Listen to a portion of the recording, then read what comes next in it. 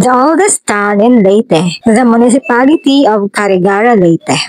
So bago ang lahat mga ka-fam, mag-trivia po muna tayo.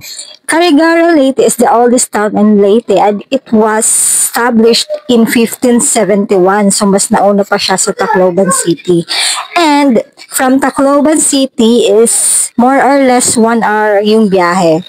Sikat din po ang Carigara Leyte sa kanilang pastillas, humba, sundang or machete at ang kanilang native delicacy na hubhob which is made of cassava, milk, egg, etc.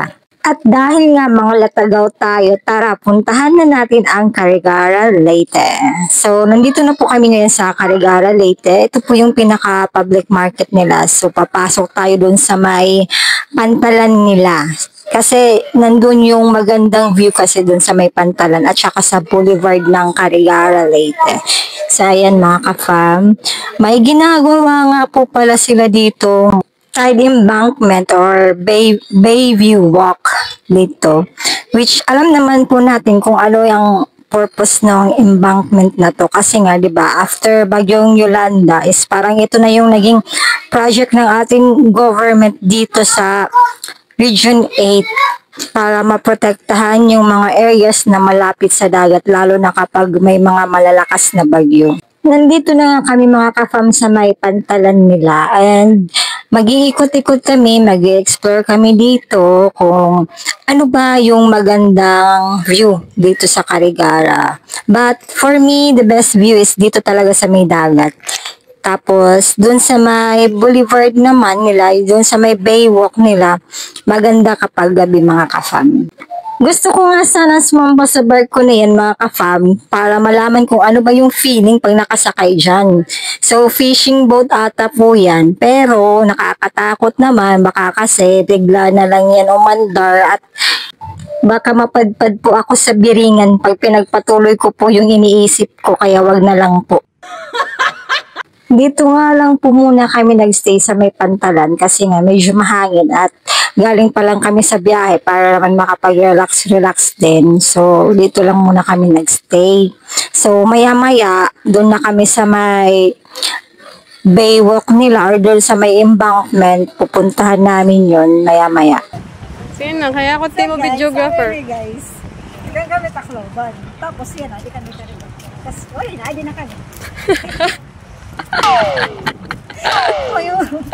Ito nga po pala yung isa sa motor na dala namin. So ayan, may pangalan pa, address. Kararating lang kasi yan from cargo. So ginamit namin kaagad sa lakad papunta dito. At ayan na nga mga ka-fam, nandito na po tayo sa kanilang embankment project. Ayan. So, ito po bali magsisilbing protection ng mga areas na malapit dito sa dagat. Protection nila against malalaking alon ng dagat. So, ayun, hindi man natin inaano na magkakaroon agad ng bagyo katulad ng Yolanda, pero ito yung magiging protection po nila against sa malalaking alon or storm surge na magaganap if ever po magkaroon man ng malakas na bagyo ulit. Pero po, wag naman sana. We're praying and hoping na tama na po yung Yolanda. Bumaba na nga kami dito mga ka-fam kasi nga 'di ba may pupuntahan pa kami. Pupunta pa kami dun sa boulevard nila at saka dun sa may park nila. Yung kaso mga ka-fam is merong nangyari na hindi namin inaasahan. Ayan. Nabutasan pala kami ng gulong. Kaya diretso na kami dito sa may vulcanizing nila. Kasi na-flat na siya. Ayan. Mga alas 5 na yata ng hapon dito mga ka-fam. Tapos instead na nagmamadali kami sana makauwi na hindi kami abutan ng dilim sa daan. Ayan nga, nagka-problema pa kami sa motor.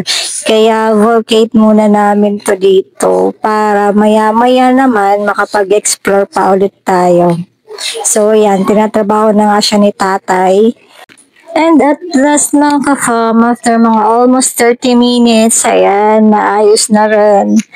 Ay, nako. So, nakaramdam na kami ng gutom dito, kaya bumalik na kami dun sa may boulevard. Ayan, ito nga po pala yung Bayview Walk nila, or boulevard nila dito sa may Carigara. Mas ma-appreciate mo po talaga yung lugar sa gabi kapag may mga lights po, di ba? Lumalabas yung ganda ng place kapag may mga lights na ganyan. At ayan nga mga ka-fam, dahil nga gutom na kami, dito na kami dumiretso sa may barbecue area ng Carigara. Dito lang mismo yan sa may Boulevard malapit. So, hindi na kami dito nagpatumpik-tumpik pa. Ayan at nag-order na kami dahil gutom na ang mga person. Ayan, pili na lang kami dito na malulutuin.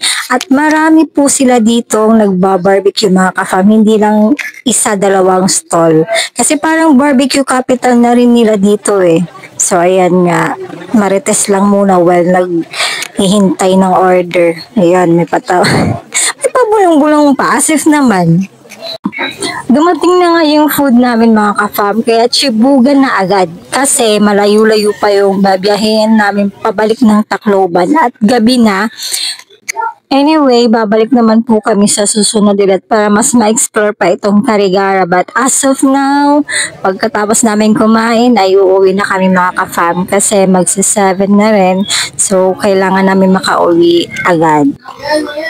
Hanggang dito na lang po mga ka-fam. Pauwi na kami ng Tacloban. Thank you for watching po and see you in our next video po. Maraming salamat.